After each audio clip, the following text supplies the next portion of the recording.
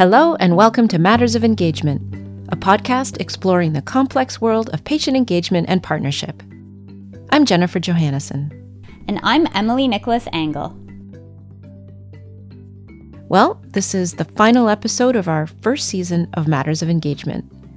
We're busy putting together another series that we'll start releasing this fall, but we thought we'd take this moment to check in with our listeners. We connected with 4 of them, 3 patient partners with experience in both health system improvement and research, and a general practice physician from the UK who is working on a PhD in patient involvement. This was such an interesting episode to put together, and I think a really important one for us. Because at least for me, it helped remind me why we're approaching these topics the way that we are. People are really invested in the work that they do. They really want it to be impactful, and they want their contributions to be recognized. So it's important that their interests be taken seriously and that we ask some of the tougher questions that just aren't getting a lot of airtime. You know, I actually found it really moving to hear from, all of them, about what motivates them and also what concerns them. It was moving because the patient partners are just really giving it everything they've got. And honestly, I'm not sure that the systems they're participating in have really earned it. Now, we're going to keep a low profile throughout this episode until the end. We'll introduce the voices you'll be hearing from and also indicate where we're shifting topics. But we just want to get out of the way for now.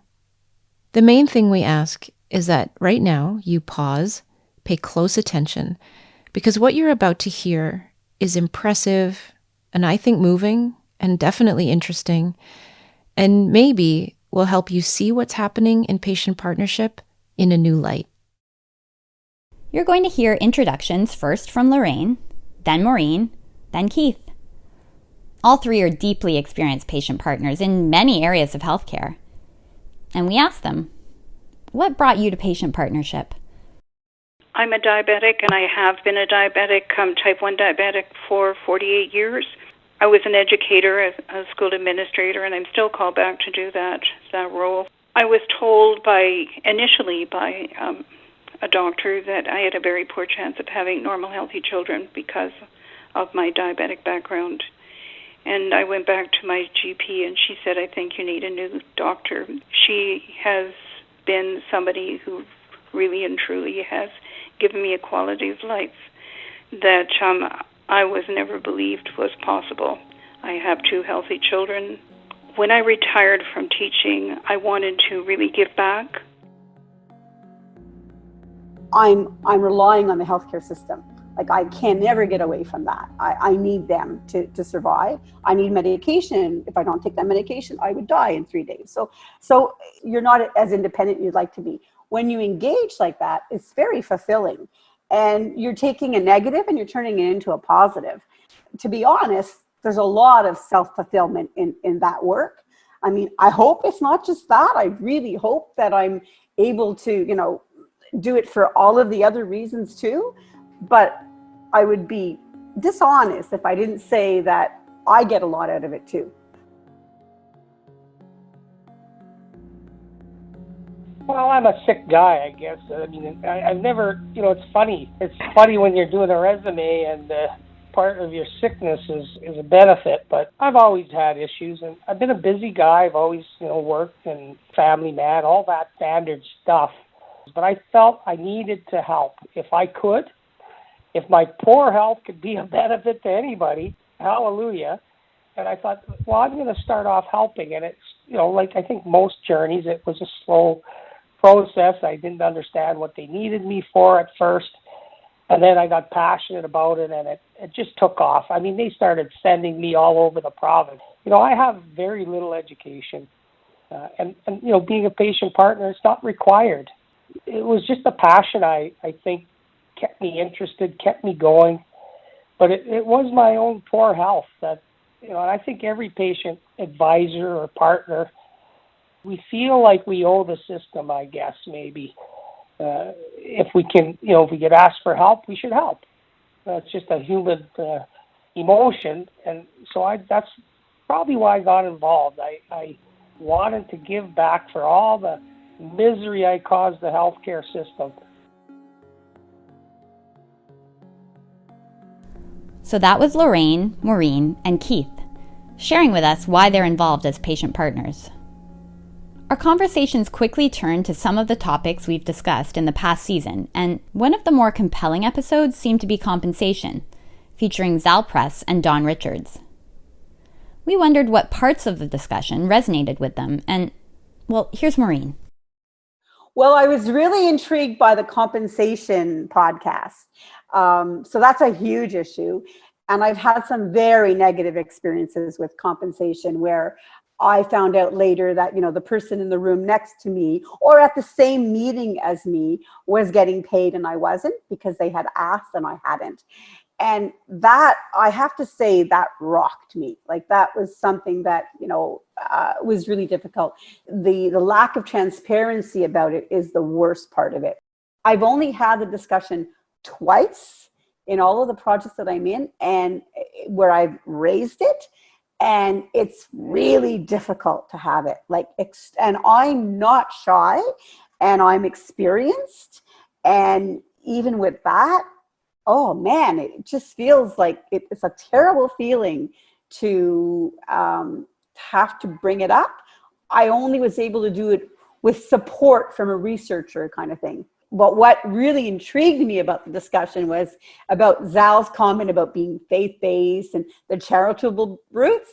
And I just kept thinking, wow, I wonder if we'd be having this same compensation discussion if patient engagement was dominated by men. In case some of that was hard to hear, Maureen said she was intrigued by Zal's comments about healthcare volunteering being faith or religion-based and having charitable roots. And she's making the connection to patient engagement being populated primarily by women who usually do the volunteering. So she's wondering, would we even be having this conversation about money if engagement was primarily done by men? My own guess is no. Or at least not to this extent. But, having said that, the topic of compensation was also a difficult issue for Keith. He feels perhaps more conflicted than Maureen, but I think Zal's comments really got him thinking. I've done a lot of other boards and different charities and stuff, and I always say that I get more out of it than I give, and that's the truth for me. I just believe it, and it's true.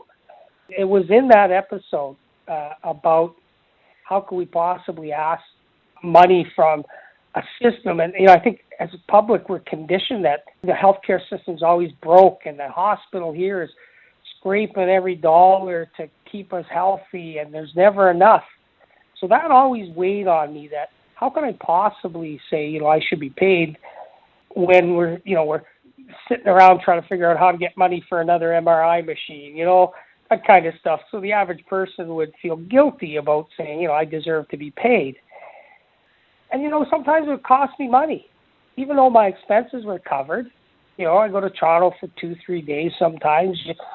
I'd be out of pocket. I try to convince myself that, it's for the good of the community.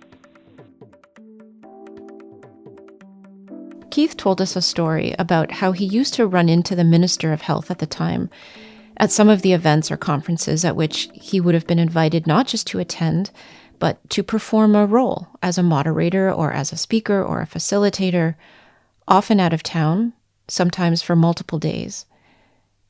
And there was a running joke between Keith and the minister, which Keith took as entirely good-natured, where she would always say every time she ran into him, "Keith, I'm doubling your salary." But knowing, of course, that he wasn't being paid at all. Here's how Keith tells the rest of the story. But it was the truth. I'm the lowest paid guy in the room. Doesn't matter what room I'm in. And she said, well, I'm going to double your wage. We all chuckled, and that's great. And every time after that, I seen her, she would say, I'm going to double your salary again. And it was all in fun.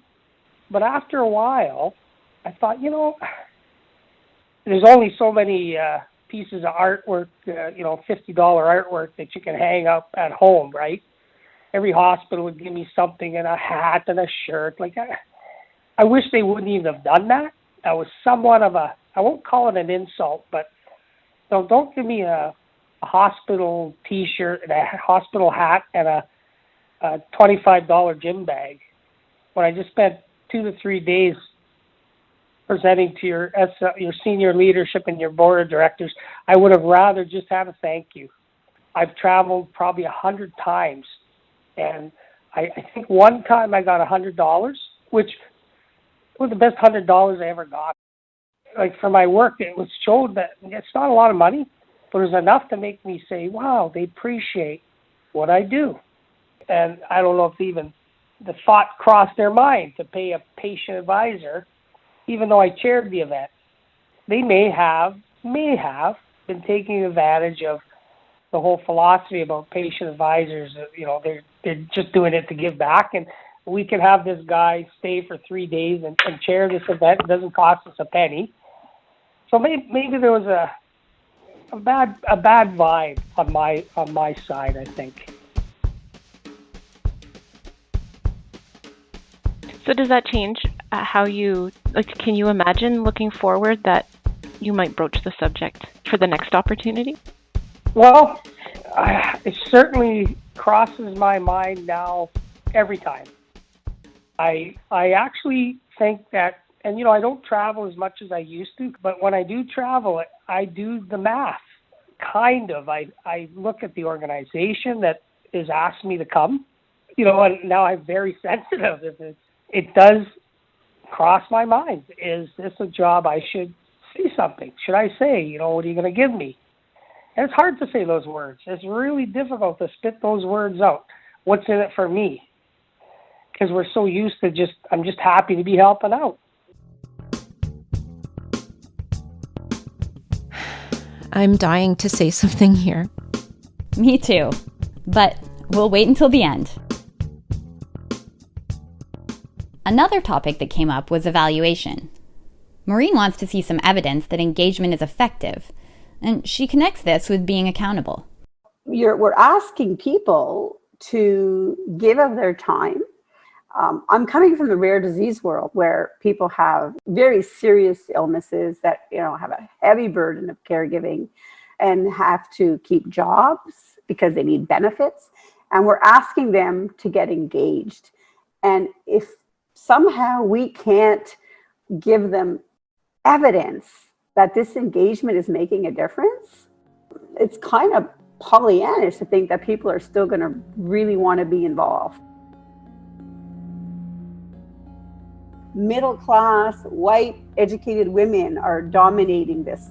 If we really want to open it up and get all the voices that we need, well, I think we should be prepared to come with some, tangible evidence that if you do this, it's been proven that research will be better and outcomes will be more relevant. And here's some examples of how that's been done. We have some examples, but we don't have a lot. I mean, I keep using the same one over and over and over again about the rheumatoid arthritis, that when patients got involved, they found out that, it's not the pain that's the most important outcome. It's the fatigue, that people learn to live with the pain, but the fatigue is the quality of life, but I mean, how many times am I going to use that same example? Where are the other examples? And so I think it's a matter of accountability. Like, if you're going to ask people to be involved, then you're accountable to them.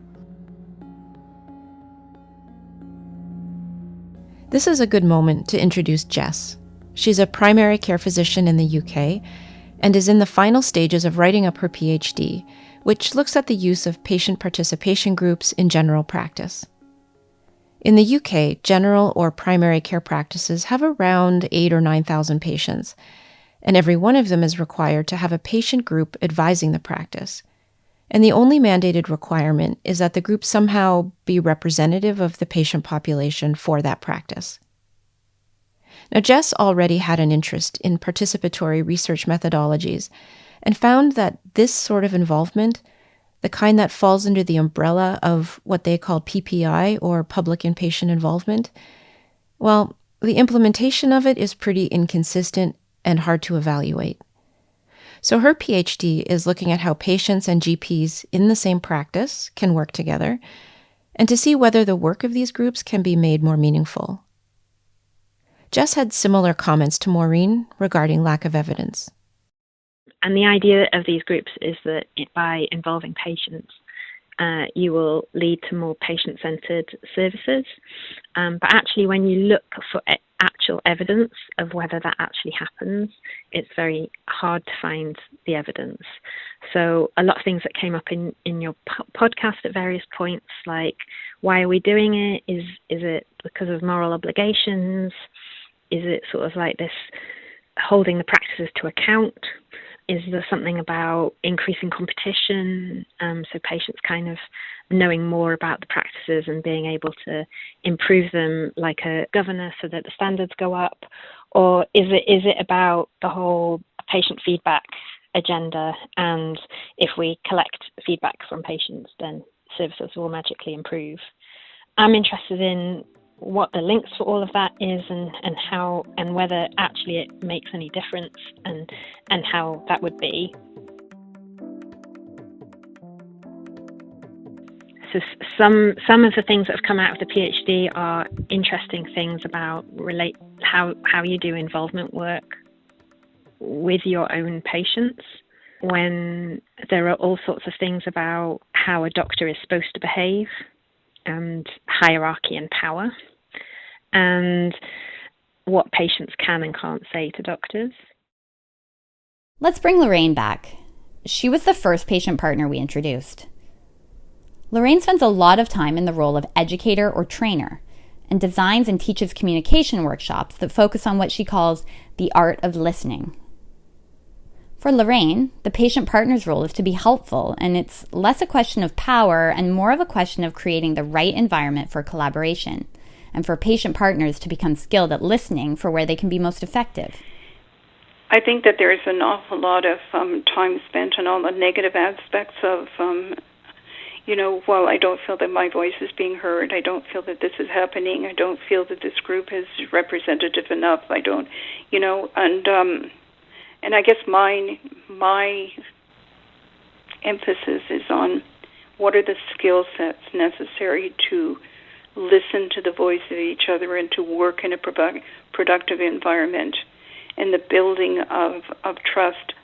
But certainly working with groups that are active listeners and groups that inspire me to give my best, that are supportive and positive and educate me in those areas that I'm not familiar with, and I feel that I'm a real partner. Listening is so powerful. Listening to what the researchers are saying, listening to how you can add to that conversation in hopes of improving the outcomes for those whose illnesses or whose conditions are being addressed. You use encouraging words that kind of set the stage for taking a risk, building that climate where you feel comfortable asking questions that sometimes may cause you to say, should I really bring this forward? Lorraine's comments are an interesting contrast to what Jess talks about in this next segment, where someone in the patient group actually needed explicit permission to speak their mind. Jess links this to overt efforts to be nice, where environments are set up to signal this is a social interaction rather than a professional one. Partway through, she mentions providing food as an example. So in one of the practices we worked in, one of the practice managers actually gave the patient permission to challenge her. And you could see around the table the patient's eyes lighting up, and they'd never been given permission to challenge the practice before, face to face. And it kind of gave them all sorts of ideas about what their role could be and how that could be different. We never tend to do that. What we tend to do is be all touchy-feely with each other on both sides, so it's a nice process. And that's the most important thing. And I really think food is important, but it's kind of that setting that tone of this is going to be a nice sort of, not a professional thing, not where you can come and be challenging and raise your voice. And I think what Lucy's episode adds is that is such a key skill and an important skill. I like what you mentioned before about in terms of is this a process, and is the process we're talking about all the time is representation, and the outcome that we want is influence. And everyone seems to shy away from the word influence because it has more power, and it's actually an outcome rather than just a process of representation. Jess's comments are a good segue to something Maureen said, which gets into the distinction between patient partners and patient advocates. What people often will comment on patient partnerships that I've heard over and over again is that they'll bring someone on and they can only focus on one thing. And that's really difficult because that one thing could be the thing that's really driving their lives. And so we have to be very sensitive to that. And some of those partnerships are not successful because that person's experience is basically, they're trying to make that be representative of all experiences with that disease, and that doesn't work. But for patient advocacy groups, it's more complicated. We need advocates to speak on behalf of people with medical conditions.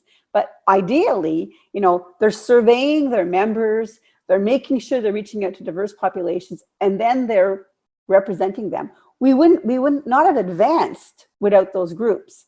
So, I often hear critiques about, well, they think they're speaking for the patients. They don't speak for the patients. Well, what do you think? Are you going to line up 2,000 people with cystic fibrosis and ask them to speak to the government? And so in that case, representation takes on a different meaning, and we need both. While Keith doesn't necessarily make the same differentiations between patient partnership and advocacy, he's committed to the idea of patient inclusion because, well, as Aman said in a previous episode, he's just seen it work. So there's a real impact to having patients involved. It's the real deal. Because if it wasn't, we'd be on to something else by now. We're not even halfway there. Just wait till we can convince the whole culture of research how patients can help them. It might make the difference between somebody discovering something, the fountain of youth, whatever. It may be that patient input that does that. It is a philosophy, but it's not a fluffy, warm philosophy. It boils down to real numbers, real events, better health care, better outcomes, happier patients. That's the way I see it.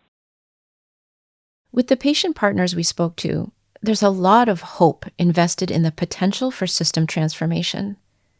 But for Jess, who's seeing things from a different angle, many questions remain about the goals of the whole project of patient engagement. And listening to your podcast, the thing that has come out more and more for me has been that we put all this work onto patients to think about their roles, to think about the hats, to challenge us, to put in requests for expenses. And we're really just asking them to fit in with us rather than the aim of it, which seems to be to change the culture and make the whole culture of healthcare more patient-centered.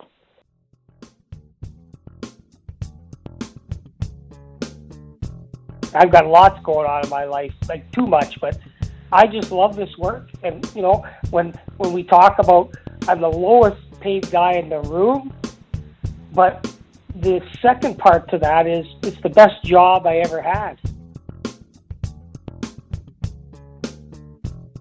Hey, Emily. Hi, Jen. I thought it was important that we finish with that last quote from Keith.